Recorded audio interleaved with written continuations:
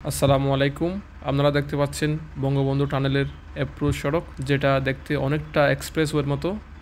ঢাকা থেকে ভাঙ্গা পর্যন্ত যে এক্সপ্রেসওয়ে করা হয়েছে তারই আদলেই বঙ্গবন্ধু টানেলের পূর্ব পাশে আনোয়ারার দিকে এই এক্সপ্রেসওয়ের মতো 4 লেনের সড়ক করা হয়েছে। রাস্তার দুই ধারেই ব্যারিকেড লাগানো হয়েছে যাতে অযান্ত্রিক কোনো যানবাহন সাইড থেকে উঠতে না পারে, যেটা এক্সপ্রেসওয়ের আদলে করা হয়েছে। সেই সাথে লিওন লাইট রাতের আলোতে ঝলমলে এই সড়ক দেখতে অনেকাংশে ভাঙ্গা এক্সপ্রেসওয়ের মতো দেখায়। তো আমরা সামনের দিকে যাচ্ছি। তো এই রুটটা সম্পূর্ণ নতুনভাবে একদম বিলের অর্থাৎ মাঠের মাঝখান দিয়ে জমি অধিগ্রহণ করে করা হয়েছে। ঠিক এই জায়গায় একটা সার্কেল আছে, এখান থেকে ডানে এবং বামে দুইটা ইকোনমিক জোন আছে।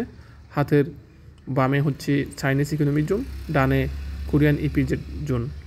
টানেল দিয়ে এসে গাড়িগুলো যে কোনো মালামাল বহনকারী গাড়িগুলো এখানে যেতে পারবে, অর্থাৎ ইকোনমিক জোনে যেতে পারবে। ঢাকা থেকে যে কোনো যানবাহন আউটার রিং রোড ও টানেল ব্যবহার করে এই সড়ক ধরে চট্টগ্রাম কক্সবাজার হাইওয়ে ধরে কক্সবাজার যেতে পারবে এবং বান্দরবান যেতে পারবে। তাছাড়া দক্ষিণ চট্টগ্রামের 8টা উপজেলার মানুষ এই রুট ব্যবহার করে শহর থেকে গ্রামে সহজে যেতে পারবে। এখন আমরা আনোয়ারা থেকে মাত্র 5 মিনিটে পতেঙ্গা সমুদ্র সৈকতে যাব। একটু পরে দেখতে পারবেন টানেলের টোল প্লাজা, আর এই টোল প্লাজা সাজিয়েছে নৌকার আদলে।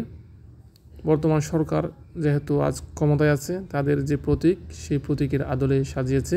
আর এই টানেলের নাম দেওয়া হয়েছে বঙ্গবন্ধু শেখ মুজিবুর রহমান টানেল। আমরা এখন টোল দিলাম।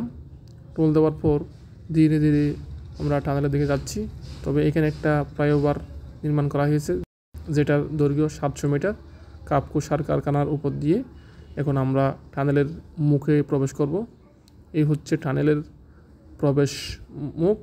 এখান থেকে আমরা প্রবেশ করলাম। আর এই টানেলের মধ্যে 2টা টিউব আছে, 2 টিউবের মধ্যে 4 লেন।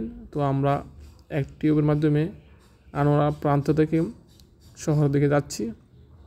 দেখুন কীরকম দেখতে, অনেকাংশে বিদেশের মতো দেখাচ্ছে। আমি ভিডিওটা স্পিড বাড়িয়ে দিয়েছি যাতে করে আপনারা কম সময়ে পুরো দৃশ্য দেখতে পারেন। আর এই টানেল হচ্ছে দক্ষিণ এশিয়ার অর্থাৎ ভারতীয় উপমহাদেশে প্রথম সড়ক পথের নদীর তলদেশের টানেল। ভারতে অবশ্যই অনেক পাহাড়ের নিচে এবং রেলের জন্য এরকম টানেল আছে, কিন্তু নদীর তলদেশে সড়ক পথে এইরকম প্রথম টানেল হচ্ছে বাংলাদেশে। বাংলাদেশ, ভারত, পাকিস্তান, শ্রীলঙ্কা, নেপাল, ভুটান, মায়ানমার এইসব দেশের মধ্যে প্রথম টানেল। এই টানেল করতে খরচ হয়েছে 10,765 কোটি টাকা, যার অর্ধেক দিচ্ছে চীনের এক্সিম ব্যাংক, বাকি অর্থ দিচ্ছে বাংলাদেশ সরকার। তো আমরা দেখতে দেখতে সড়ক পথে চলে আসলাম পতেঙ্গা এলাকায়। এই যে এখান থেকে বের হলে পতেঙ্গা সমুদ্র সৈকত। আপনারা চাইলে দিনে দিনে পতেঙ্গা সমুদ্র সৈকতে এসে ঘুরে যেতে পারেন অল্প সময়ের ব্যবধানে। সবাইকে ধন্যবাদ। ভিডিওটা শেয়ার দিবেন। আল্লাহ হাফেজ।